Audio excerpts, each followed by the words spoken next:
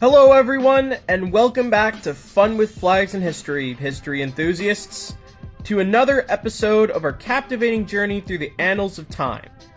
Today, we delve into a riveting chapter of Central American history, the Free Costa Rica movement. Join me as we uncover the tumultuous era that pitted the movement against the Sandinistas and left-wing groups in Costa Rica. Let's begin, shall we?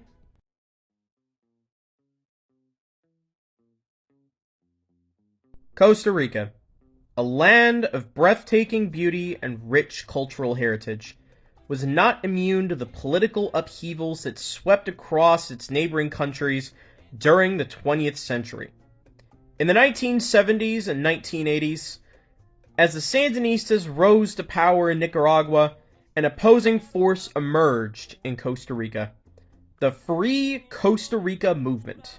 The movement, driven by a fervent anti-communist ideology, sought to protect Costa Rica's democratic principles and resist what they perceived as the encroachment of leftist ideologies. While Costa Rica remained politically stable compared to its neighbors, the emergence of the Sandinistas fueled concerns among a significant segment of the population.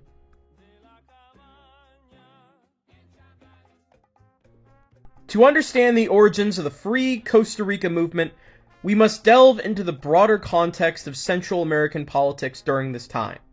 The 1979 Nicaraguan Revolution, see the link in the description below, which brought the Sandinistas to power, marked a significant shift in the region's political landscape. Led by figures like Daniel Ortega, the Sandinistas implemented a series of socialist reforms in Nicaragua, which included land redistribution, nationalization of industries, and increased government control. While these policies garnered support from some segments of the population, they also sparked concerns among those who feared a spread of communism. Of the world, that there are only a few generations. Sounds like someone breaking in! Just a storm, Dick. Sit down. It was within this charged political atmosphere that the Free Costa Rica movement emerged, comprised of various conservative groups, business leaders, and intellectuals. The movement aimed to safeguard Costa Rica's democratic institutions and preserve its market-based economy. The Free Costa Rica movement firmly believed that the Sandinistas posed a threat not only to Costa Rica, but also to regional stability. They argued that Nicaragua's socialist policies could potentially spill over into Costa Rica, eroding the country's democratic foundations. It's important to note that Costa Rica had enjoyed a long-standing tradition of democratic governance and a relatively prosperous economy. The movement saw these achievements as paramount and were determined to prevent their potential erosion. As the Sandinistas consolidated power in Nicaragua, tensions between the neighboring countries escalated. The Free Costa Rica movement organized protests, public demonstrations, and disseminated propaganda aimed at raising awareness about their cause and challenging the Sandinista influence in Costa Rica. In response, the Sandinistas accused the movement of being a tool of the United States, attempting to undermine their revolution and encircle Nicaragua. This led to a further polarization between the two countries and amplified the confrontational nature of their relationship.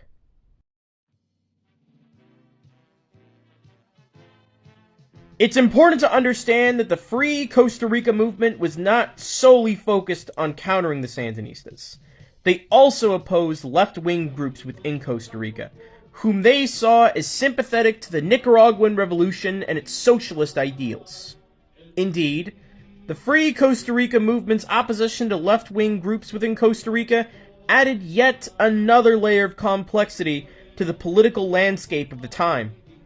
The movement believed that these groups were aligned with the Sandinistas and sought to promote similar socialist policies within Costa Rica.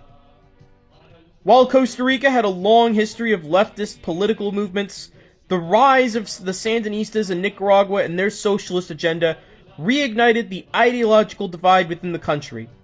The Free Costa Rica movement saw themselves as defenders of traditional values capitalism, and individual liberties, and they perceived left-wing groups as a threat to these principles. The ideological clash often manifested in heated confrontations and occasional violence between the Free Costa Rica movement and left-wing activists. These clashes further deepened the divide within Costa Rican society, polarizing communities and exacerbating political tensions. The Free Costa Rica movement's activities were not limited to street demonstrations and protests. They also utilized media channels such as newspapers, radio broadcasts, and pamphlets to disseminate their anti-communist message and rally their support for their cause. The movement's efforts to sway public opinion was met with varying degrees of success.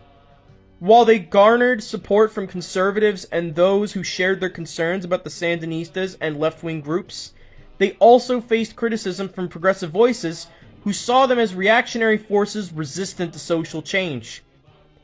In the broader regional context, the Free Costa Rica movement was part of a larger wave of anti-communist sentiment that swept through Central America during the Cold War. The United States, concerned about the spread of communism in the region, provided support to groups like the Free Costa Rica movement as part of its larger geopolitical strategy. The relationship between the movement and the United States fueled allegations that they were merely puppets of American influence. However, it is important to note that the Free Costa Rica movement had its own distinct goals and motivations, rooted in their desire to preserve their democratic system and economic stability. As the 1980s progressed, geopolitical dynamics and internal shifts in both Costa Rica and Nicaragua led to a gradual de-escalation of tensions between the Free Costa Rica movement and the Sandinistas. Costa Rica's democratic institutions remained intact, and the country continued its path of relative stability. Today, the Costa Rica movement serves as a historical reminder of the intricate political dynamics that unfolded in Central America during the late 20th century. It reflects the fears, aspirations, and struggles of a significant segment of the Costa Rican population who sought to safeguard their vision of democracy and market-based economics. As we conclude this chapter in our exploration of Costa Rican history, let us remember that the understanding of the past allows us to appreciate the complexities of the present. Join me next time as we embark on another enthralling journey through time. Until then, remember to keep exploring, keep questioning, and keep uncovering the untold stories that shape our world. Thank you, of course, for watching that amazing video on the Free Costa Rica movement. If you enjoyed that video, be sure to smash the like button. And if you want to support the channel, be sure to subscribe and click the notification bell to be the first to check out my videos. I, of course, upload bi-weekly, and you'll be seeing content like this all the time.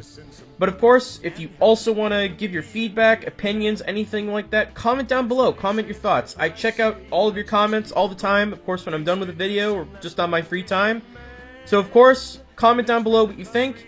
And, of course, if you want to see what the other things that I post, check out our Facebook page. You know, if you're at least under the age of 40, I guess. This is, of course, Frank, with Fun with Flags and History, signing off. Have yourself a good one. And, of course, keep exploring history.